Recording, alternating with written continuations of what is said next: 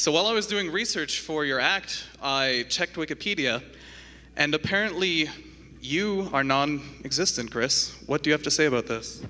Well, you see, Jimmy, one of the great philosophers once said, I desire, therefore I think, therefore I am. Now, the question of whether or not I think, that's up in the air, but, you know, I like to think I think. Are those words from Fergie? They sound very smart. Well, you can never give the great Fergie enough credit, you know. Moving along, Chris, you are actually an English major. Would you care to share with us some of your influences? Well, some of my greatest influences by way of poetry are Andrew Schwab, Maynard James Keenan, Robert Frost, Taylor Mawley. That's a few. Andrew Schwab. Is not he the man who invented mustard?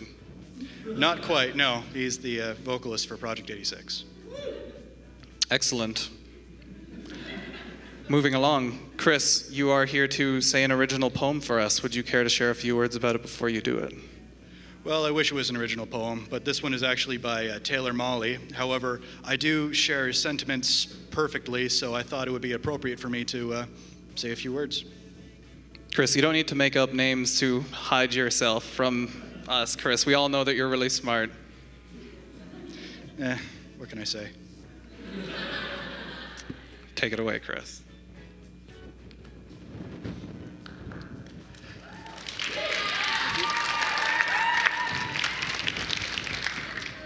So, in case you haven't realized, it has somehow become uncool to sound like you know what you're talking about, or believe strongly in what you're, saying.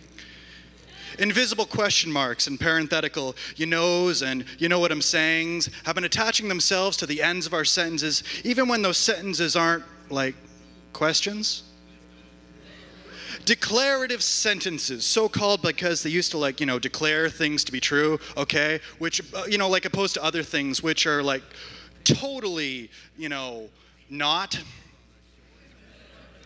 They've been infected by this tragically cool and totally hip interrogative tone, as if to say, don't think I'm a nerd just because I've, noticed this, okay? I have nothing personally invested in my own opinions. I'm just, inviting you to, join me on the bandwagon that is my own uncertainty.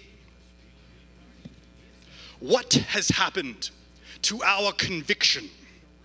Where are the limbs out on which we once walked? Have they been, chopped down with the rest of the rainforest?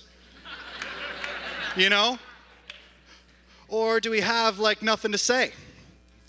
Has society just become simply so enamored with these conflicting feelings of nyeh that we've simply become the point where we're the most aggressively inarticulate generation to come along since, a long time ago?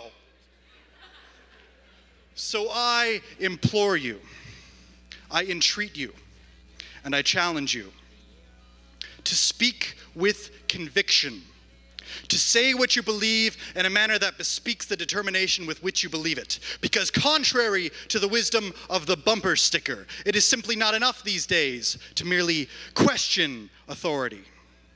You need to speak with it, too.